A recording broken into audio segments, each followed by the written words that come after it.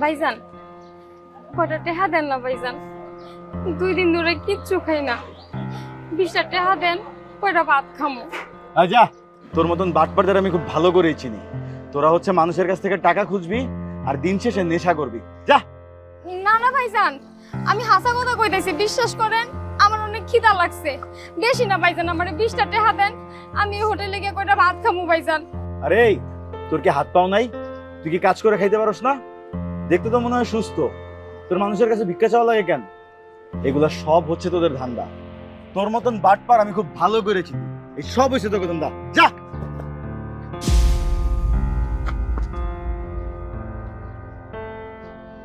ভাই, আপনি হারে এইভাবে ধাক্কা মেরে ফালাই দিলেন কেন?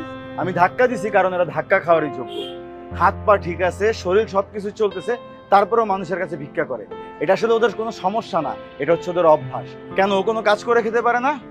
ও নাকি 2 দিন যাবত খায় না, দেখে তো মনে হয় না। ওরে যদি আমি এখন টাকাটা দিই, হচ্ছে সন্ধ্যার পরে ওর বন্ধু বান্ধব নিয়ে রাতে বেলা ড্যান্ডি খাবে, ড্যান্ডি। হ, টাকা দিলে নেশা করব, তাই বলে কি আপনি আরে ধাক্কা মারবেন? আচ্ছা ভাই, আপনার কথা মানতাছি, মেলা মানুষ আছে যে এরকম ভিক্ষার চলনা করে টাকা নিয়ে ওই টাকা দিয়ে নেশা করে, কিন্তু প্রকৃত ক্ষুধার্ত মানুষও আছে যাগো পেটের মধ্যে খাবার নাই, পেটের দায়ে তারা ভিক্ষা করে।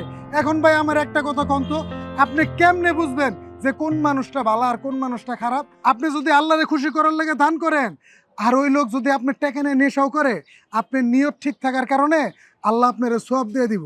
আসলে কি ভাই জানেন, এই যে আপনার কাছে ভিক্ষাটা চাইছে, এমনি চাই নাই, পেটের ক্ষুধার জ্বালায় ভিক্ষা চাইছে। আচ্ছা আমার একটা কথা কন্ত, আপনার আমি 1000 টাকা দিব। না না, আমার কাছে 1000 টাকা নাই, আমার কাছে 360 টাকা আছে। এই সবগুলো টাকা আমি আপনার দিয়ে দিব। আপনি কি পারবেন আমার কাছে একবার ভিক্ষা চাইতে, হাত পাইতা? আমি আপনার কাছে হাত পেতে ভিক্ষা চাবো কেন? এটা আপনি পারবেন না, কারণ কি জানেন, ওই খিদার জ্বালা আপনি কখনো সহ্য করেন নাই। বড় লোকের ঘরে সোনার চামচ মুখে নিয়ে জন্মাইছেন তো, এই জন্য এই গরিব দুঃখীর খিদার কষ্ট আপনি বুঝেন না। আপনার খাওয়ান লাগবো না ভাই, আমার এই বোন যেহেতু 2 দিন যাবত ক্ষুধার্ত, আমার বোনেরে আমি খাওয়ামু। আর আপনার আমি কইছিলাম না যে আমার পকেটে 360 টাকা আছে? এই 360 টাকা কিসের টাকা আপনি শুনবেন? আমি ভাই গরিব মানুষ, আমার ছোট একটা মাইয়া আছে, 2 দিন ধরে একবেলা গরুর গোস্ত দিয়ে ভাত খাবো দেখা কাঁদতেছে, কিন্তু আমি গরুর গোস্ত কিনার টাকা জোগাড় করতে পারি নাই। মাইয়াটা 2 দিন ধরে কাঁদতেছে, কালকা রাইতেও কাঁদতে কাঁদতে ঘুমাই গেছে। আজকে 360 টাকা আছে, আমি চিন্তা করছিলাম এই টাকা দিয়ে বাজারে যায়া 250 গ্রাম গরুর মাংস হয় না মাইয়াডারে খাওয়ামু।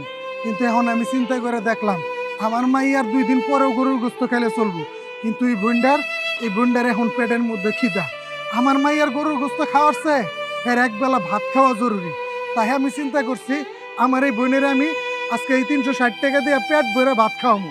আসলে কি ভাই জানেন, মানুষে খাওয়াইতে হইলে মন লাগে, টাকা পয়সা লাগে না। আমি গরিব হইতে পারি, আমার একটা মন আছে। আপনি বড় লোক হইলে কি হইব, আপনার মানুষে দান করার মতো আপনার কোনো মন নাই, আপনার খাওয়াইতে হইব না। আমার এই বোন আমি খাওয়ামু। এই বোন চলো।